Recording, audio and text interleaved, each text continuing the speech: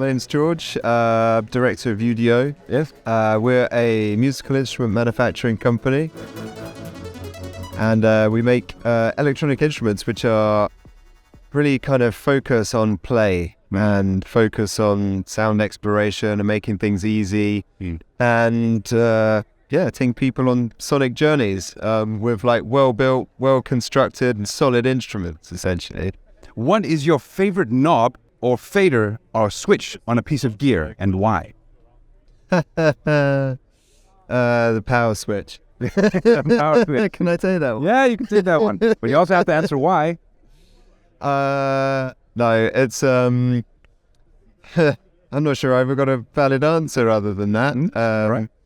I think I really like if it synthesizers, the release control, weirdly, because I think that makes more difference to the sound than anything else, whether it's a rhythmic sound, if you've got an arpeggio or something, or whether you're making a sort of pad or whatever. So yeah, weirdly, that's the one that I find has the most difference for all the sounds that I make. I don't know why. What bit of kit are you particularly proud of? As in our kits? Yeah.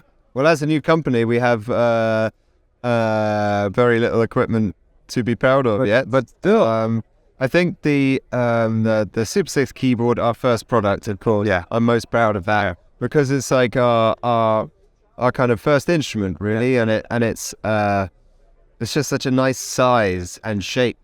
How do you see your equipment in the musical landscape?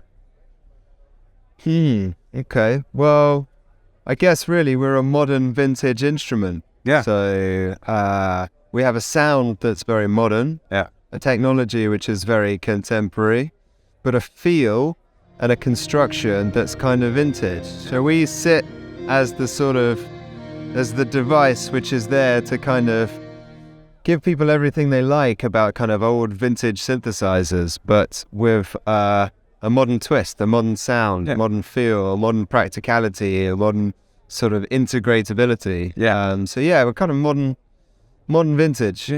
What music have inspired you to produce the gear that you make? I think it all started with Aden to X, who are a band from the UK from the 90s, really. They made an album called On the Wires of Our Nerves. And it really got me into analog synthesizers. And ever since then, I never really looked back. I loved them. I probably was interested in them before, but this time I was really interested in what they managed to do with their Moog instruments and various others. Was just fantastic. They actually made the title track off the album, On the Wires of Our Nerves. I heard it on John Peel. And just fantastic. Just fantastic. And without a doubt, that's the album that got me into it. All of it. Most surprising tip or trick or technique that you've discovered about a piece of gear that you've made after you've made it? I really like the way looping envelopes that track the keyboard make really detailed polyrhythmic sequences. And I have grown to really enjoy that on the Super 6. And I make loads of sounds like that myself. I found it really soothing because it sounds like lots of percussive things hitting all out of rhythm. So I think how having the envelope rates track the keyboard and have the envelopes loop. So the different keys have different pulsing rhythms. Yeah, of course. Oh, it's really lovely. Yeah, really, really lovely. And I guess that's the most surprising thing, and I use it all the time now. And how did you get into music gear making? Maplin's 10-in-1 electronic kit. The ones where you pull over the little springs and you put like a resistor underneath the spring and it like gets it. And I made like a real radio with a little crystal and stuff. And that's it basically. How do you most often start a new piece of gear, or where do your ideas come from? Well, it's a sort of continuation of a long time of kind of thinking, really. I mean, I've been doing this now since I was a teenager, and I'm 40 years old now. So I have more than 20 years of playing around with designs, and really just from like one instrument leads to the next. you play an instrument, you realize what's good about it, and then you move on to the next one, and then you see what's good about that one, and they say, oh, well, that's good. I connected up a Super 6 and a desktop via a MIDI cable, and you know, so this sounds amazing. You know, could you make an instrument that's like a kind of, you know, a melding of these two instruments, you control over the layers, and really like that. And then the Gemini will say, oh wow, this is a great feature of this.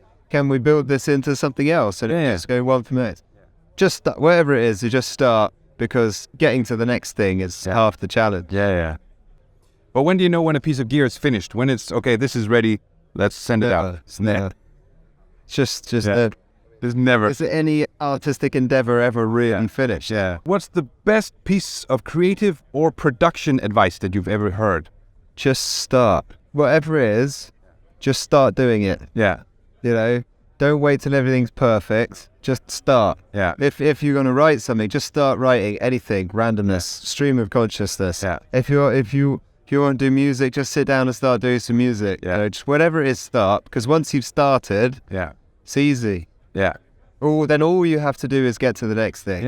And you know, for us, obviously, we're a business. A business is concerned with survival and operation. So all we need to do is survive. Now we've started. We just need to get to the next thing. Of course. You know, we need to keep sort of going through so that we can continue. But just start. Where can we find more about UDO? UDOaudio.com. Excellent. Cool.